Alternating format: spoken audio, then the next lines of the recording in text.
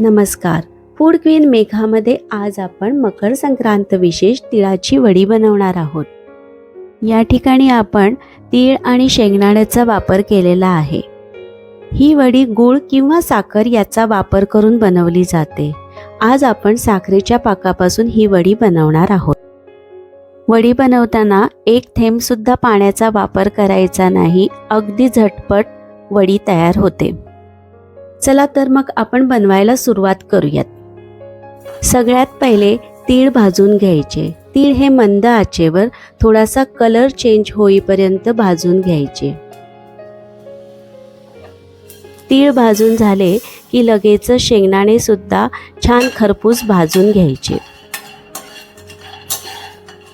आता भाजलेल्या तिळापैकी 2 ते 3 चमचे तीळ हे बाजूला काढून ठेवायचे आणि बाकी सारे तीळ हे मिक्सरमधनं बारीक करून घ्यायचे. तीळ झाले की लगेच शेंगदाणे सुद्धा मिक्सरमधनं बारीक करून घ्यायचे आहेत. आता वडी बनवण्यासाठी योग्य प्रमाण कसे घ्यायचे तर 1 वाटी तयार तिळकूट आणि 1 वाटी तयार शेंगदाणा कूट ह्याला गच्च भरून 1 वाटी साखर हे योग्य प्रमाण आहे. किचन टॉप आणि लाटण्याला आधीच तूप लावून ठेवायचं आहे, कारण पुढची प्रोसेस ही बरीच फास्ट करावी लागते. आता एका कढईमध्ये 2 चमचे तूप घ्यायचे आहे. तूप वितळले की त्यामध्ये 1 वाटी साखर घालायची. साखर तुपामध्ये मिक्स करून घ्यायची आणि सतत हलवत राहायचं. कंटिन्युअसली चमचा साखरेमध्ये अशा प्रकारे फिरवत राहायचा आहे. गॅसची फ्लेम ही लो ठेवायची आहे. हाय फ्लेम ठेवली तर साखर करपण्याची शक्यता असते आणि चव पण कडवट होते. अवघ्या 2 ते 3 मिनिटांमध्ये साखर वितळायला सुरुवात होते. तुपामध्ये आपण डायरेक्ट साखरच टाकतो, त्यामुळे लगेचच त्याचे पाणी सुटत नाही, तर सुरुवातीला साखरेचे खडे बनायला सुरुवात होतात. प्रथमतः साखरेचे असेच खडे बनतात आणि मग त्याचे रूपांतर पाकामध्ये होते. बघू शकता येथे खडे वितळायला सुरुवात झालेली आहे आणि पाक बनत आहे. साखरेचे खडे हे पूर्णपणे वितळू द्यायचे आहेत. आता या ठिकाणी साखरेचा पाक तयार झालेला आहे.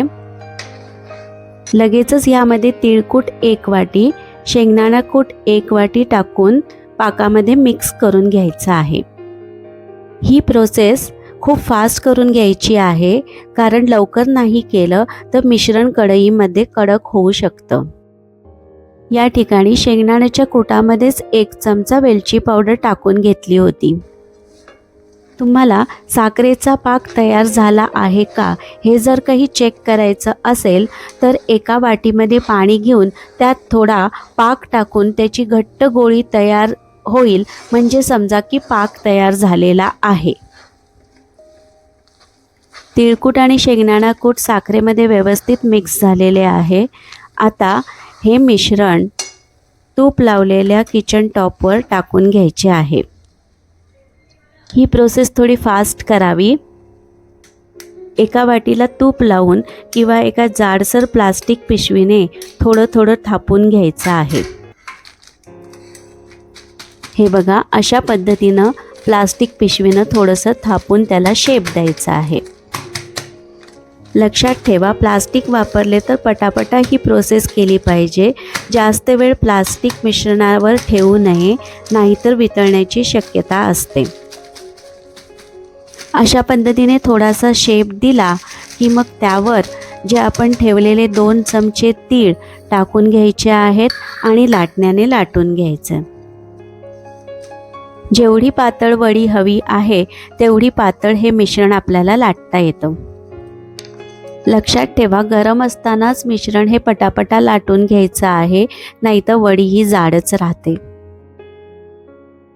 हे बघा, या ठिकाणी पातळ असं हे मिश्रण लाटून झालेलं आहे. गरम असतानाच ह्याच्या हव्या त्या साईजमध्ये वड्या पाडून घ्यायच्या आहेत.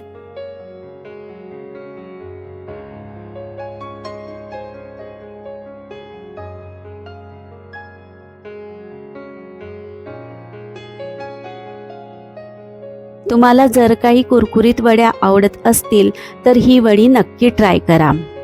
थोडंसं थंड झालं की ह्याच्या वड्या सेपरेट करून घ्यायच्या आहेत. हे बघा किती छान सुंदर अशा इथं वड्या तयार झालेल्या आहेत. या ठिकाणी पातळ आणि कुरकुरीत अशा वड्या तयार झालेल्या आहेत. ह्या वड्या बरेच दिवस टिकतातही. तर मग ह्या संक्रांतीला कुरकुरीत पटकन होणाऱ्या अशा ह्या वड्या तुम्हीही बनवा आणि मला तुमचे अनुभव कळवा. अशाच एका नवीन रेसिपीसह पुन्हा भेटू. तोपर्यंत खात रहा, मजेत रहा. थँक्यू.